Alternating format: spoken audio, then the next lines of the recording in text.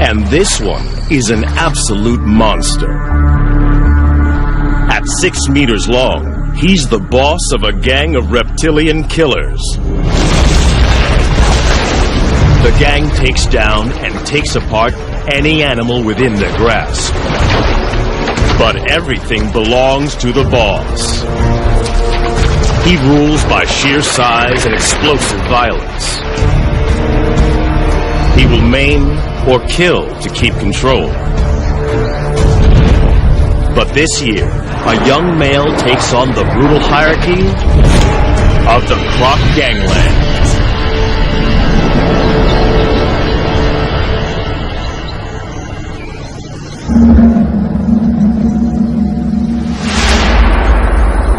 When a baby hippo dies of heat stroke on this beach, only one crocodile has the right to claim the bounty.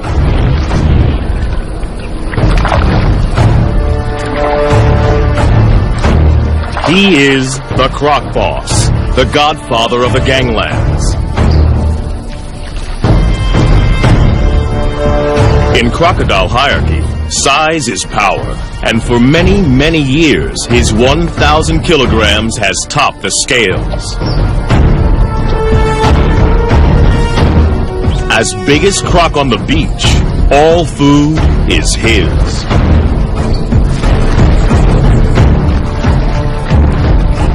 The other crocodiles don't have the power or rank to oppose him.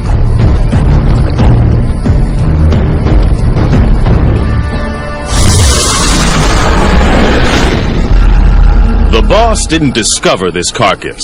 One of the subdominant males found the prize. At 3 meters long, he is no small crocodile, but he lives on this beach and feeds at the discretion of Croc Boss.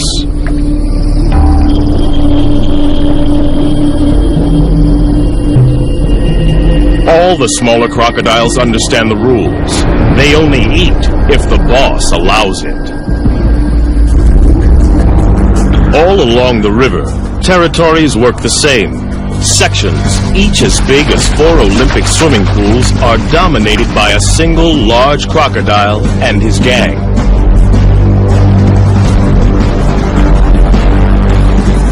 Croc Boss is the biggest of them all. But for most of the year, there is a peaceful truce between him and the other leaders. Border skirmishes mostly occur during the mating season. Smaller crocodiles may join the gang as long as they obey 3 simple rules. Croc Boss gets the best food. He is respected at all times, and only he mates with receptive females. Gang members break the rules at their peril. But there is always a younger rival, trying to get big enough to become a boss in his own right. These pretenders are shadow bosses, waiting for their moment. We call them phantoms. There have been other takeover bids. A smaller male tried to mate with one of the boss's females.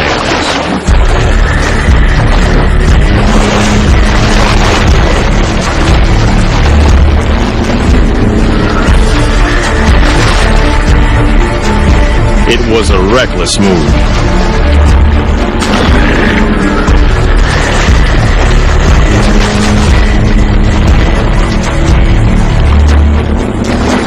The challenger's bony armor was no match for the boss's brutal bites, as powerful as a trash compactor.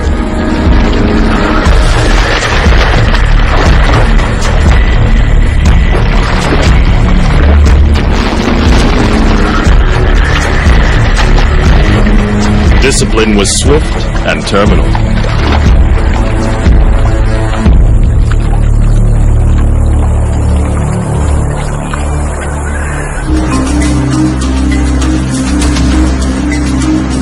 This Croc Boss's territory in Africa is a stretch of the Luangwa River in Zambia, in the South Luangwa National Park. It's a crocodile killing field, especially during the severe dry season. Inland lakes and pools dry up, and the river is the only water for kilometers around. All animals in the area must make long treks here to drink. And in 40-degree heat, many don't make it. The river's a lifeline and a death zone.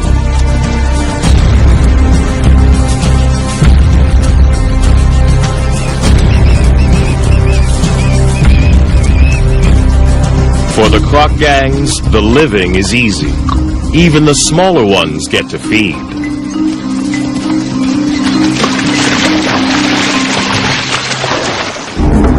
But crocs aren't the only gangs in town. Lions also know the riverbanks are teeming with easy pickings. And they're willing to fight the crocs for food. This puku antelope's caught between a rock and a hard place. After fleeing from the lions, he's stranded on an island in the croc-infested river. He's got to get off or starve.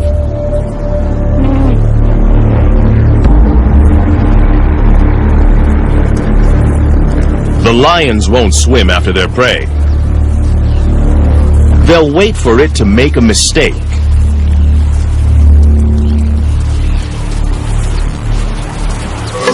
The puku's biggest threat lies in the water. The young phantom is perfectly placed for an attack. Away from the gang, this antelope is his to lose. There's no way the croc can catch the puku on the land. But there's no way the puku can outswim the croc. It's like a game of chess with life and death stakes.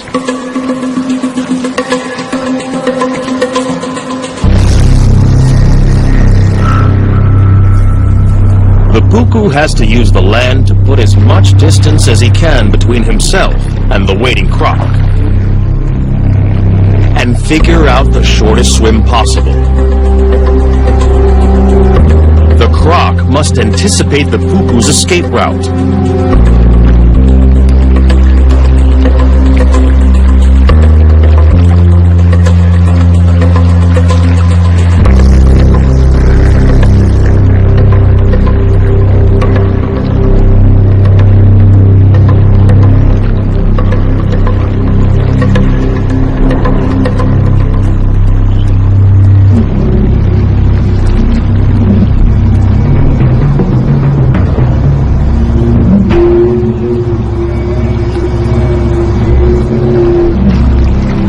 Life boils down to a simple equation of speed versus distance.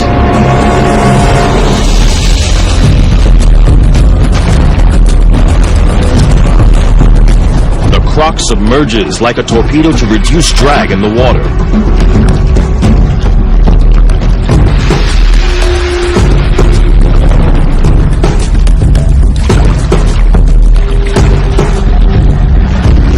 But his top speed of 10 kilometers per hour is not fast enough.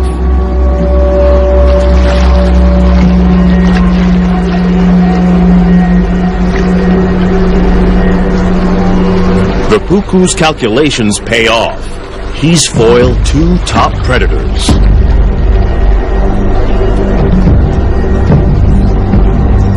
The young croc misses an easy kill.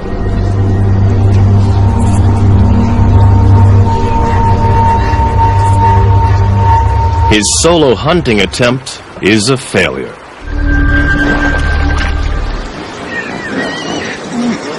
But the dry season has another food bonus on offer.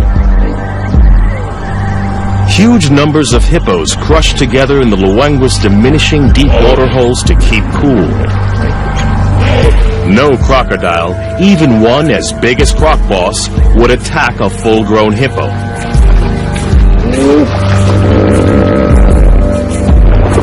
They are way too big and dangerous to take on.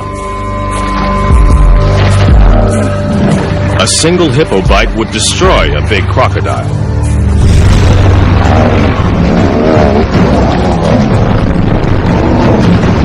But the crocs don't need to try to kill the hippos.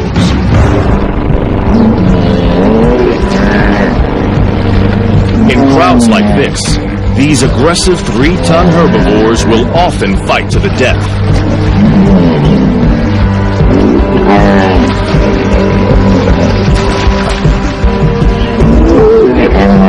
Leaving the croc gangs with a meat bonanza. A hippo carcass is one of the rare occasions when rival gang members join forces. Up to 200 crocs from different factions feed together. In fact, this cooperative frenzy serves a useful purpose. Crocs' jaws don't move from side to side. When the carcass is in water, they need others to pull against to help them rip off hunks of meat. It'll take them less than 2 days to completely demolish a 1-ton hippo. With the most acidic stomach of any vertebrate, crocodiles can digest every centimeter of a carcass. And as usual, the final chunk of meat goes to the croc boss.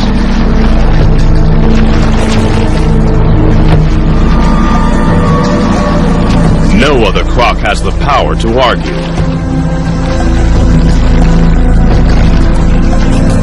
Cooperation is officially over.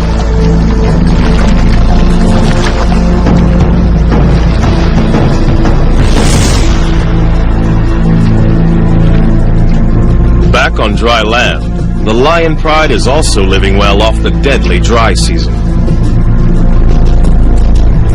There's no need to hunt when the scavenging is so good.